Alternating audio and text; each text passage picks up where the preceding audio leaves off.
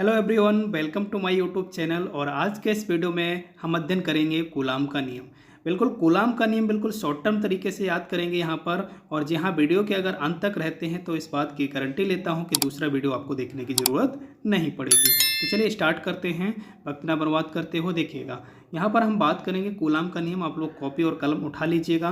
सबसे पहले आपको डेफिनेशन में आपको बता देता हूँ। यहाँ पर देखिएगा, दो स्थिर बिंदु आवेशों के बीच लगने वाला आकर्षण अथवा प्रतिकर्षण बल उन दोनों आवेशों के गुणनफल के अनुक्रमानुपाती तथा उनके बीच की दूरी के वर्ग के व्युत्क्रमानुपाती। अब ये फिगर आप देख पा रहे होंगे। यहाँ पर इस फिगर में मैंने क्लियर किया है कि दो बिंदु आवेश हैं यहाँ पर Q1 और Q2। ये पॉइंट देख पा रहे होंगे Q1 और Q2। आपको पता है कि समान जो आपका आवेश होता है उसके बीच प्रतिकर्षण बल लगता है और विपरीत आवेशों के बीच आकर्षण बल लगता है। तो मैंने Q1 और Q2 यहाँ पर लिया है। दो आवेश यहाँ पर देख सकते हैं और इनकी दूरी जो है यहाँ पर बीच में देख सकते हैं R है ना। A और B की दूरी क्या है यहाँ पर, टोटल जो दूरी मैंने माना है यहाँ पर R है। क्लियर है। अब देखिएगा यहाँ से आपकी सारी चीज़ें इस फिगर के माध्यम से क्लियर कर पाएंगे। यहाँ पर आप देख सकते हैं कि हमने जो पहला लाइन पढ़ा था डेफिनेशन में, उसमें देखिएगा स्पष्ट रूप से कहा गया है कि बल यहाँ पर देखिएगा F अनुक्रमानुपाती Q1 Q2 है ना।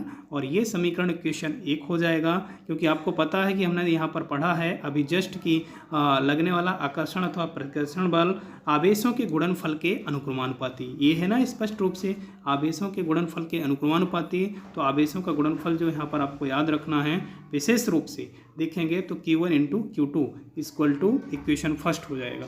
क्लियर है। सो फाइनली आप लोगों ने देखा कि पहला जो डेफिनेशन का लाइन था वहाँ से ये जो इक्वेशन है निकल कर आता है। और वहीं जो सेकंड जो लाइन है यहाँ पर आप देख सकते हैं, ये इक्वेशन है गुणनफल के अनुक्रमानुपाती, उनके बीच की दूरी के वर्ग के व्युत्क्रमानुपाती। तो बीच की दूरी क्या है यहाँ पर देखेंगे आवेशों के बीच की दूरी हमने यहाँ रखा है R। तो इसके क्या है, व्युत्क्रमानुपाती, यानी F अनुक्रमानुपाती 1/r²। इक्वेशन सेकेंड निकल कर आ गया आपकी डेफिनेशन से। अब इन्हीं इक्वेशन को सॉल्व करते हैं यहाँ पर। तो देखिएगा इक्वेशनों को सॉल्व करने पर समीकरण 1, यहाँ पर समीकरण 1 और 2 को मिलाने पर हमें मिलता है F अनुक्रमानुपाती Q1 Q2/r²। क्लियर है।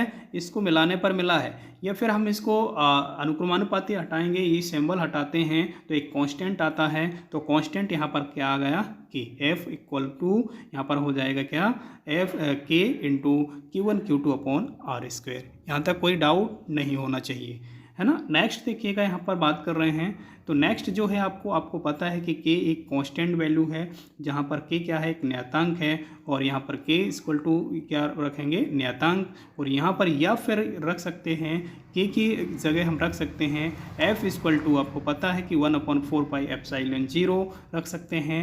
और इनटू में आ जाएगा आपका सेम का सेम यहाँ पर Q1 Q2/r²। और यही आपका क्या हो जाएगा, कूलाम का नियम और न्यूटन में।